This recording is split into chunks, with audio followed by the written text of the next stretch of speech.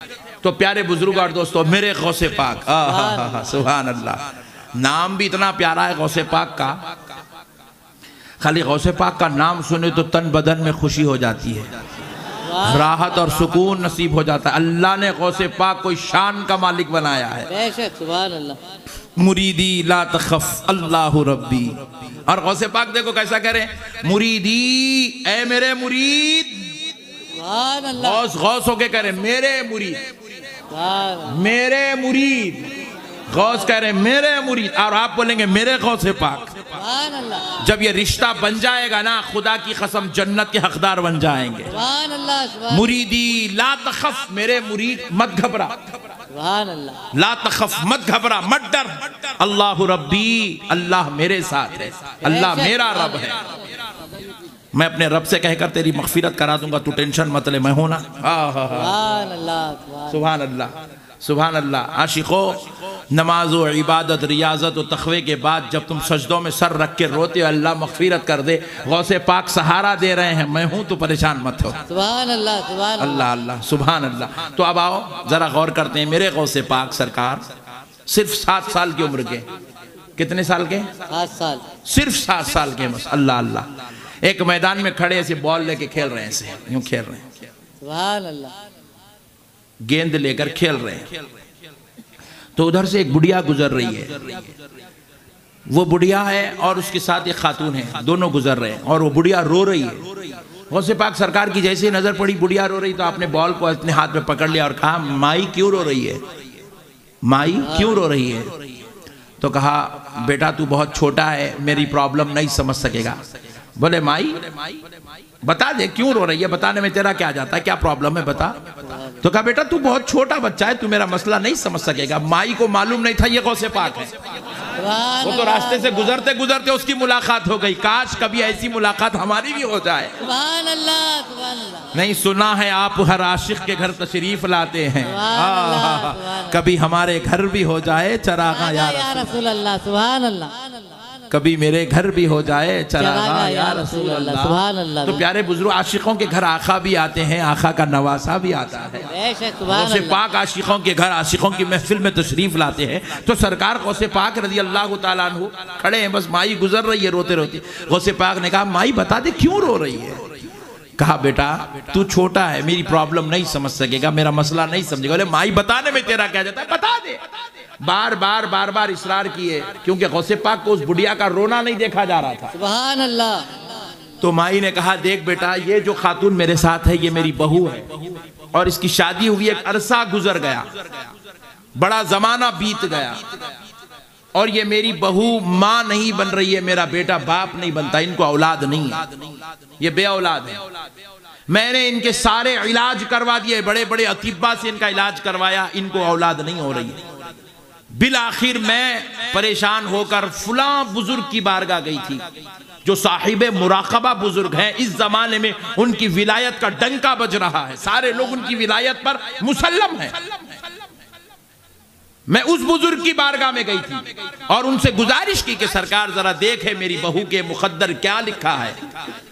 तो वो साहिबे मुराकबा बुजुर्ग मुराकबा किए और उन्होंने मुराकबा कर कर लौहे महफूज देखा और देखकर बयान किया कि मेरे बेटे और बहू के मुकद्दर में कोई औलाद, इसीलिए रो रही हूं बेटा कि मेरे नस्ल खत्म हो गई है।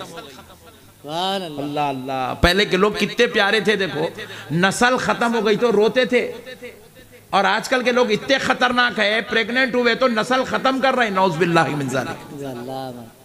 पहले के लोग औलाद की तमन्ना करते थे, इसलिए उनके आंगन में 6-6, 8-8, 10-10, 12-12 बच्चे खेलते थे। सुभान अल्लाह। बेटियां पैदा होते तो फखर करते थे, आज बेटियां पैदा होती है तो नालायक लोग उनको पेट में अंदर खत्म कर देते हैं, गोलियां खाकर उनका हमल जाये करवा देते हैं। अल्लाह अल्लाह। और ऐसे मुसलमानों में भी बहुत बदबख्त लोग हैं जिनको बरोज़ महशर शफाअत के लाले पड़ जाएंगे, अल्लाह जन्नत में जगह नहीं देगा। अल्लाह की मखलूक को ख़त्म करने का उनको जो है हिसाब देना पड़ेगा। ये भी एक किस्म का मर्डर है, मर्डर। अपनी बच्चियों को पेट में ख़त्म कर देना, अपनी नस्ल को पेट में आने के बाद गिरा देना, हमल कायम होने के बाद उसको जाये कर देना, ये मर्डर करना है, ये भी एक क्रिमिनल लोगों की निशानी है। अल्लाह के पास इसका हिसाब देना पड़ेगा, जन्नत में जाने नहीं दिया जाएगा। लाख नमाज रोजे के बाद भी अल्लाह ताला ऐसे लोगों के लिए जन्नत का दरवाजा बंद कर देगा जो हमल कायम होने के बाद, प्रेगनेंसी के बाद हमल को गिराते हैं, प्रेगनेंसी जाया करवाते हैं। खुदा ऐसे ना करे। तो वो माई रोने लगी, बेटा ये मेरी बहू है, इसे कोई औलाद नहीं है। इसलिए बुजुर्ग के पास गई थी, उन्होंने लौहे महफूज पढ़कर कहा कि इसके मुकद्दर में कोई औलाद लिखी हुई नहीं है, इसीलिए परेशान हूं, मेरी नस्ल खत्म हो गई, अब इसके बाद मेरी नस्ल आगे नहीं बढ़ेगी। मेरा सिलसिला जो हजरत आदम से चला आ रहा है वो मेरे और मेरे शौहर पर, मेरे बच्चे पे खत्म हो जाएगा।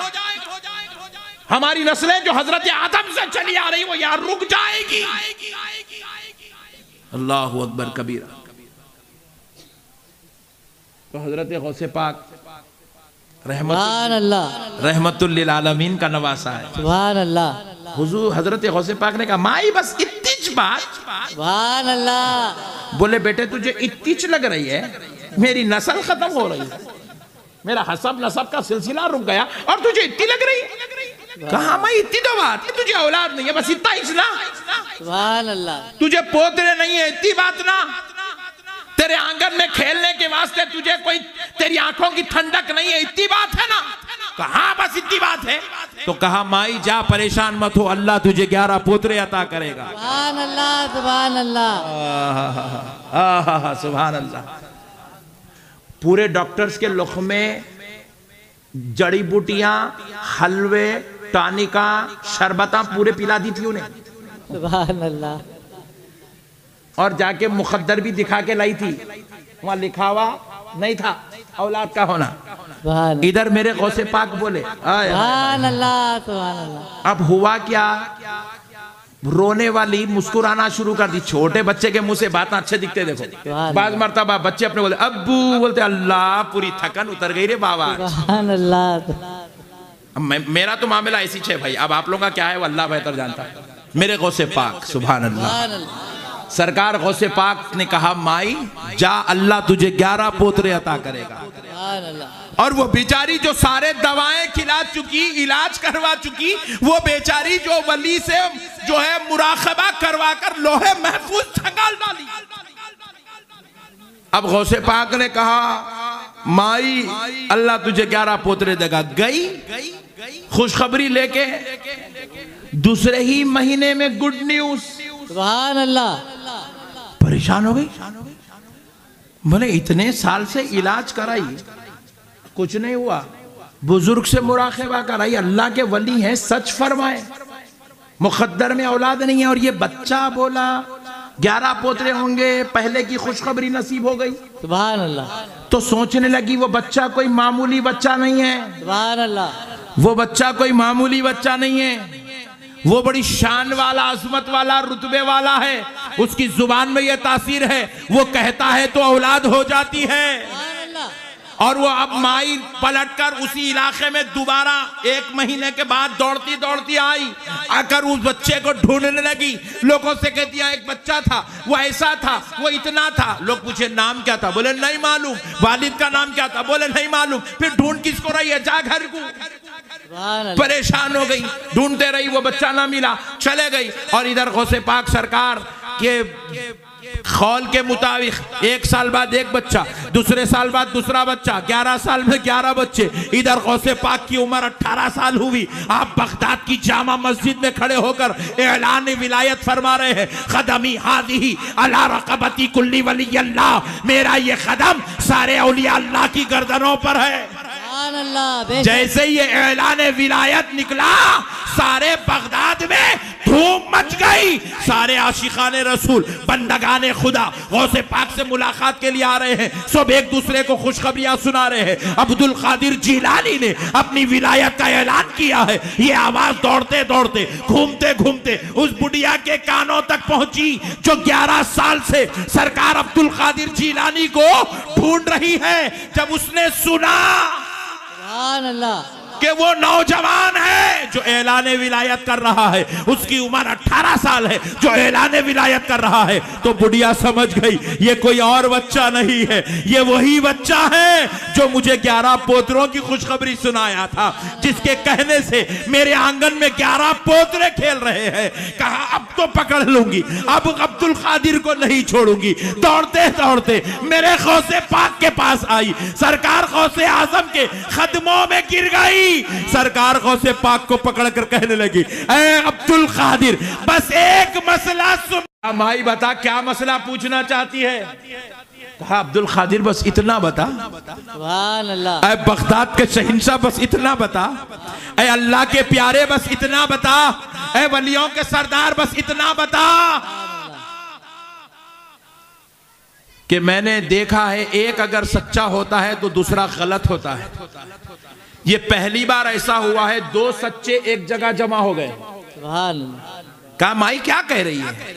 कहा मैं जब आ रही थी रोते हुए, वो किसी मौलवी या मुल्ला के दरबार से नहीं, महबूबे खुदा के दरबार से आ रही थी। सुभान अल्लाह। और वो थे जो मुकद्दरात पढ़ते थे, देखते थे, और उन्होंने लौहे महफूज पढ़कर कहा था कि मेरे बहू और बेटे के मुकद्दर में कोई औलाद नहीं है। खुदा की कसम वो सच्चे हैं और मेरा ईमान है उस वक्त तक मेरे बहू और बेटे के मुकद्दर में कोई औलाद नहीं थी। लेकिन तुम भी सच्चे हो।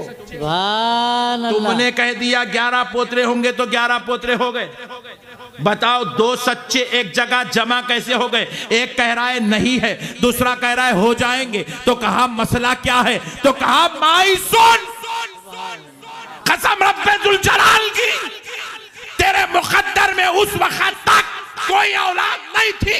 वो अल्लाह का वली जो कहा सच कहा था, मगर ऐ माई मैंने इधर जुबान हला दी सुभान अल्लाह कि 11 पोतरे होंगे।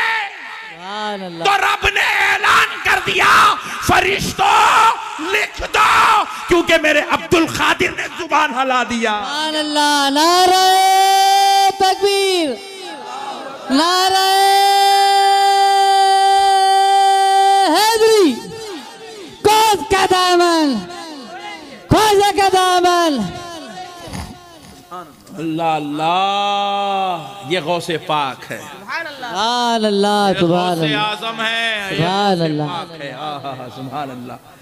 अल्लाह कहता है फरिश्तों लिख दो, मेरे अब्दुल कादिर ने कहा है, सुभान अल्लाह, मेरे महबूब ने कहा है। तो पता क्या चला? जुबानें इधर हलती है, उधर मुकद्दर लिख दिए जाते हैं। सुभान अल्लाह। लोग पूछते हैं दरगाह को क्यों जाते, दरगाह क्यों जाते? तो आप लोग ये नहीं बोलना हमको उनसे मोहब्बत है, प्यार है, नहीं। आप ये जवाब देना जो मुकद्दर में नहीं है वो लिखाने के लिए जाते हैं। सुभान अल्लाह। सुभान अल्लाह। किसी के मुकद्दर में औलाद नहीं है, अल्लाह वालों की दुआओं से लिख दी जाती है। बेशक। सुभान अल्लाह। किसी के मुकद्दर में रिज़्क़ थोड़ा है, 35 साल में, 30 साल में, 40 साल में मरने वाला है, ये हाथ उठा दे उसके मुकद्दर में और 40 साल अल्लाह लिख देता। बेशक। सुभान अल्लाह। दुआओं से मुकद्दर लिखा जाता है, मुकद्दर लिखा जाता है, मुकद्दर। सुभान अल्लाह। बेशक। इमाम